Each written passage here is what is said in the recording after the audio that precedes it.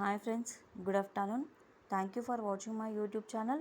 మీకు ఏమైనా డౌట్స్ కనుక ఉన్నట్లయితే నేను చేసిన వీడియోలో ఏమైనా డౌట్ ఉంటే కామెంట్స్ రూపంలో తెలియజేయండి. నేను వాటిని క్లియర్ చేసే ప్రయత్నం చేస్తాను. అండ్ ఈ వీడియోస్ కనుక మీకు నచ్చినట్లయితే లైక్ చేయండి, షేర్ చేయండి, సబ్స్క్రైబ్ చేయండి. మీరు సబ్స్క్రైబ్ చేసుకోవడం ద్వారా మీకు నేను చేసే ప్రతి వీడియో కూడా నోటిఫికేషన్ రూపంలో వస్తుంది.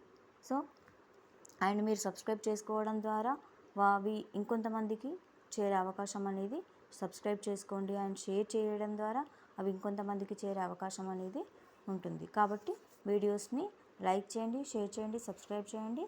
Thank you. నేను నిన్నటి వీడియోలో ఎక్స్ క్యూబ్ వరకు చెప్పాను. అంటే ఎక్స్ క్యూబ్ ఉంటే ఏ క్యూబ్ మైనస్ 3a ఫామ్లో రాయాలి అని చెప్పాను. మరి x⁴ ఎలా చేయాలి అని కొంతమంది అడగడం జరిగింది. సో దీంట్లో x² + 1/x² = 11. x⁴ + 1/x⁴ ఎలా చేయాలి అంటే, ఇక్కడ చూడండి, ఈ x²ని నేను ఏమని తీసుకుంటాను అంటే pగా తీసుకుంటాను. అంటే ఎక్కడైతే x² ఉంటుందో ఆ x² ప్లేస్లో నేను p సబ్స్టిట్యూట్ చేస్తాను. అంటే x² p అయితే x⁴ ఏమవుతుంది? p² అవుతుంది. p² అంటే x⁴ p². ఓకే, ఇది క్లియరా? x² అంటే p అనుకున్నాను, అప్పుడు ఆటోమేటిక్గా x⁴ ఏమవుతుంది? p² అవుతుంది. ఓకే, ఇప్పుడు నేను ఈ x² ఎక్కడైతే ఉందో అక్కడ pని సబ్స్టిట్యూట్ చేస్తున్నాను. p + 1/p = 11. p + 1/p = 11. ఇప్పుడు ఇది ఏ ఫామ్లోకి వచ్చింది? x + 1/x = ఏ ఫామ్లోకి వచ్చింది. నిన్న చెప్పిన ప్రాబ్లం ప్రకారం x + 1/x = a అయితే x² + 1/x² = a² - 2. ఓకే, అంటే ఇప్పుడు ఇక్కడ ఏంటి? p + 1/p = 11. అంటే ఇప్పుడు దాన్ని మనం ఏం రాసుకోవచ్చు? p² + 1/p² = a² - 2. ఇక్కడ p + 1/p = 11 అయితే p² + 1/p² ఏమవుతుంది? a² - 2 కదా. సో a² అంటే ఏంటి? ఇది a కదా. p + 1/p = a అయితే x² + 1/x² = a². అంటే ఇది ఏ వాల్యూ కదా. సో ఇది ఏ వాల్యూ. అప్పుడు ఏ వాల్యూ ఎంత అవుతుంది? 11. అంటే a² కదా. a² - 2.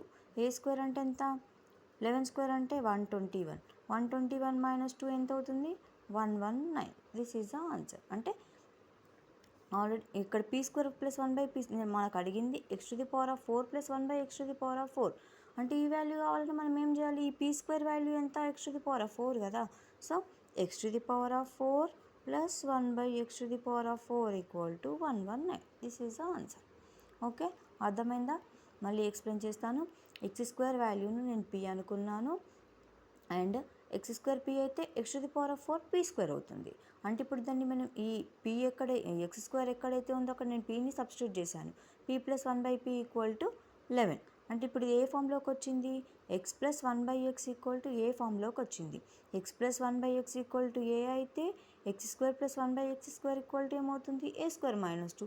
అంటే ఇది a కదా. సో దీన్ని స్క్వేర్ చేయాలి. a² - 2. a² అంటే ఎంత? 121 - 2 119. మరి ఇక్కడ మనకు ఆల్రెడీ x⁴ అడిగాడు కదా. ఇక్కడ ఈ p² అని ఎందుకు వచ్చింది అనుకుంటే మనం p² x⁴ని p² అనుకున్నాం. సో మనకు pలలో వద్దంటే ఆన్సర్ x⁴ + 1/x⁴ = 119 అని కూడా చెప్పొచ్చు. This is the final answer. Next వీడియోలో నేను x⁴ x⁴ ఉంటే ఎలా సాల్వ్ చేయాలనేది ఎక్స్ప్లెయిన్ చేస్తాను. ఈ వీడియో కనుక నచ్చినట్లయితే లైక్ చేయండి, షేర్ చేయండి, సబ్స్క్రైబ్ చేయండి. Thank you.